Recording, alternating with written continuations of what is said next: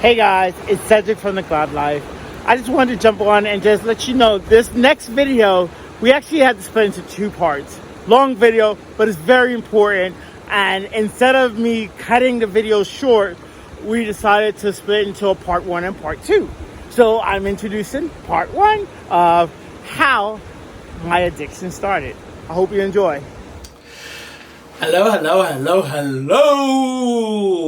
Hello, beautiful people, beautiful world, and happy Monday. Yo, it's Cedric from The Glad Life, and man, I hope everybody just really enjoyed their weekend, enjoyed their time off, relaxed, went to the beach, went for a walk in the park, or did whatever is gonna make you feel relaxed and complete within yourself. So I hope that happened for you. Man, yo, today is a very deep topic. When I say deep, I mean deep. I actually just said to my videographer that, let's do something different instead of this topic. Which for me means no, I need to do this topic. Title of this topic is how my addiction started. Man, it's a deep topic because it's something that maybe is hard for me to face, and even harder for me to share publicly. But I think it's an important topic because I firmly believe that we actually need to understand how these things start so that maybe someone might recognize they're on that trajectory, or a family member might notice something, or a friend might notice something. Man, if you would have said when I was in high school that I would end up with a drug problem, I would have said, oh, okay, yeah, you're crazy. Reason being, I was kind of a goody-goody in school, a nerd. I didn't cut class. I didn't party. I was actually a peer leader. Not sure if they have these things still, but a peer leader is when the seniors, a group of seniors in school, they actually take on a freshman class and they talk to them about difficult things of coping that transition from middle school to high school, and some of the peer problems that they may encounter and how to deal with them.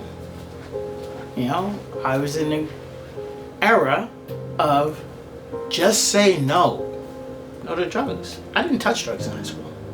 Not a lick. Never once. Nope.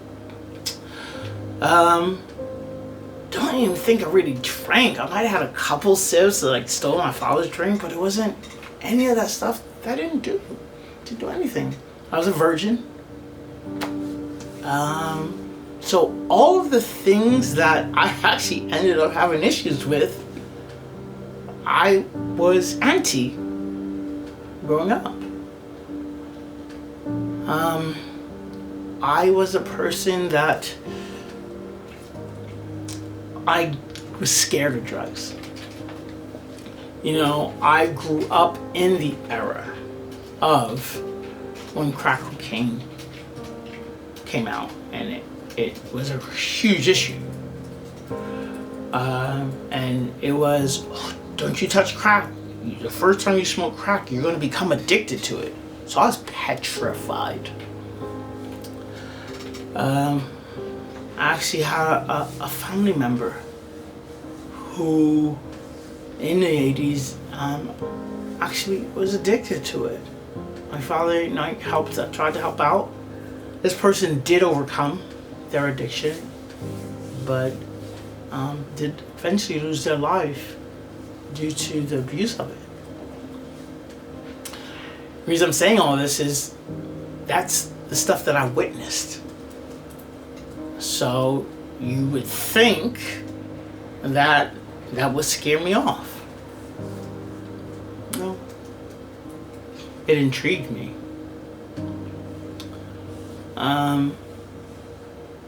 Don't know if my family might be aware of this, but I actually started taking drugs. I smoked my first joint about a week after graduation in my friend's car. Took a couple hits and I was, woo! Didn't scare me. I was like, well, that's not as bad as what I thought. But still, it was nothing, you know? I did that occasionally. Did start taking something a little bit harder within less than a year. But I went to the military. Obviously, when you're in the military, you don't touch drugs. And I was married. And then, as I started to get divorced, and I started dabbling. Nothing serious, but in the ecstasy. You know, it was like more of a weekend drug, a party. Again, nothing too serious. A little bit of speed, nothing again. Nothing that serious. Able to pick it up, do it at the weekend, stop. Always maintain very responsible. Didn't live my life by it. Caused a few problems maybe at times. Nothing serious. But as life continued and as I got older,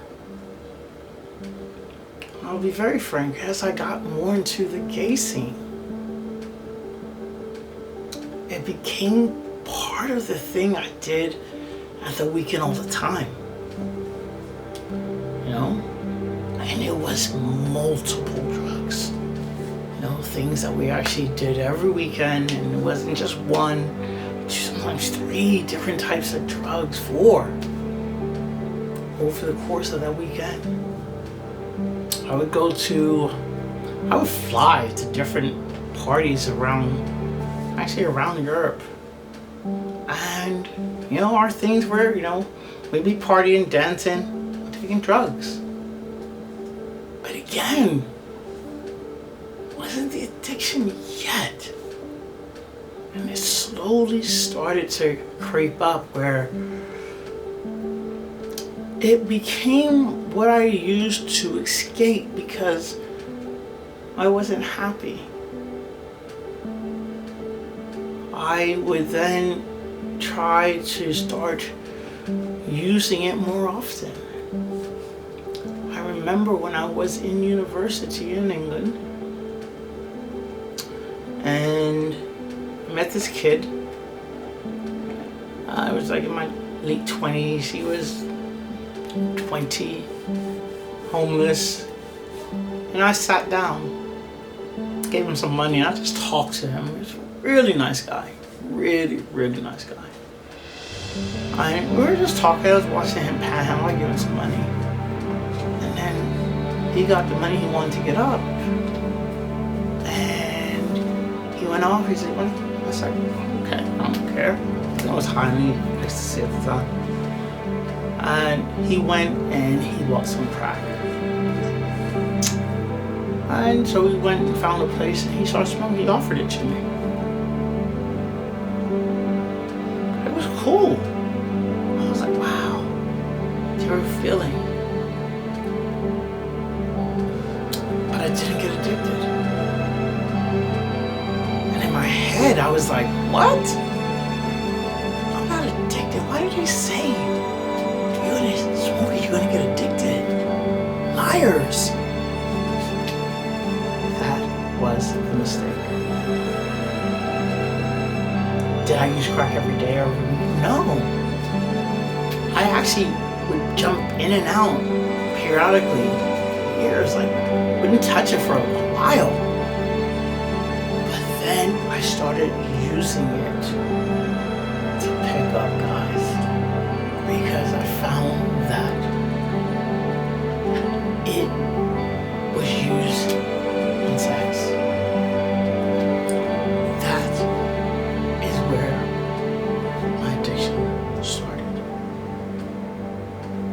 I found that it allowed another part of you, a part of a certain society, people I wanted to be accepted from,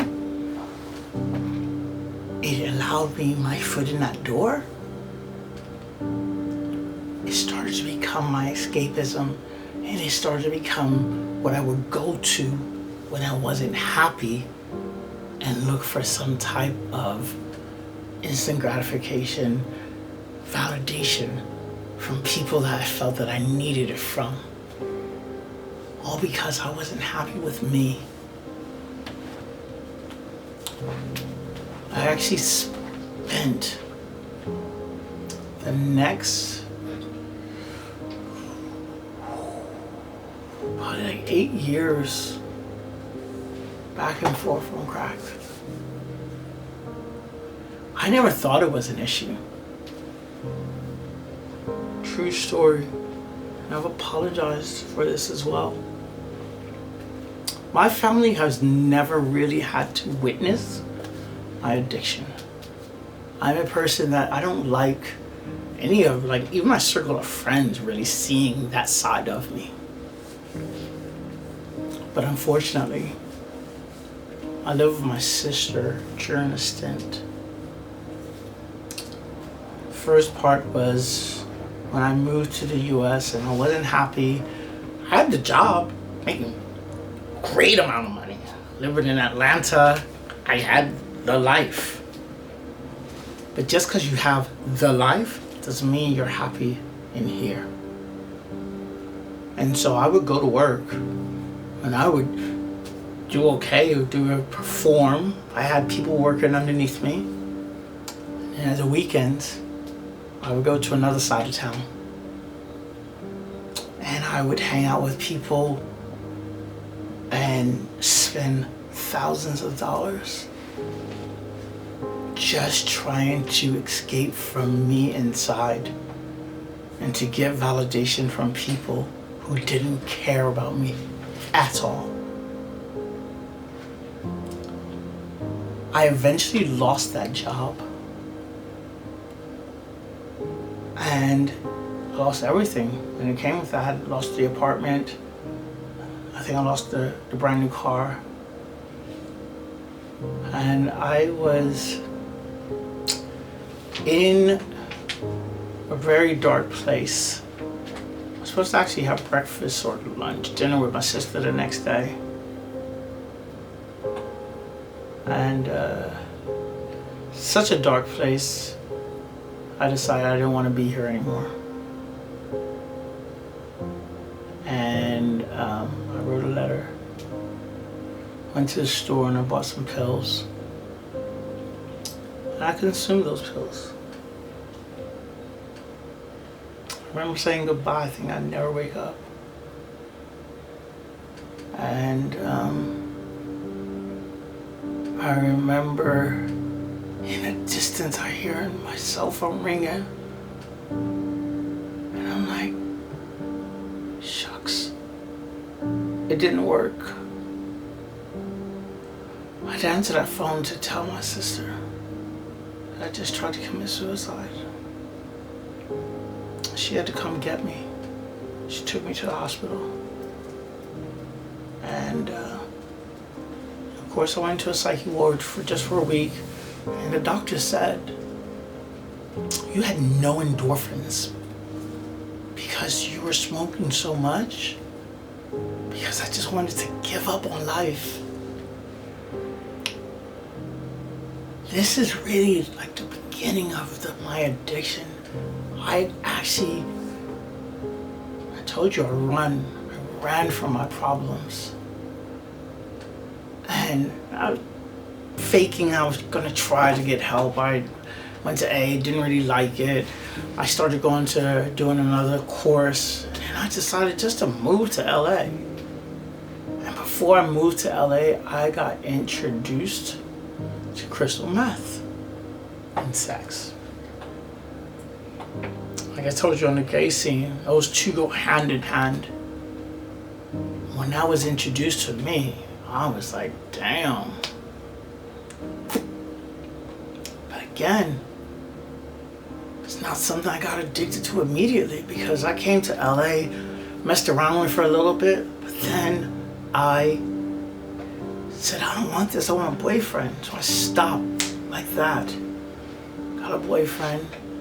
We were together for 4 years. Slipped a few times, nothing major. But when I slipped that last time, that was the start of that span of this last addiction I'm just overcoming now. All right, guys. Well, wow. I know that video was intense. That's the end of part 1. So thank you guys for watching. You know, if you like what you see, please like and subscribe and share, and stay tuned for part 2.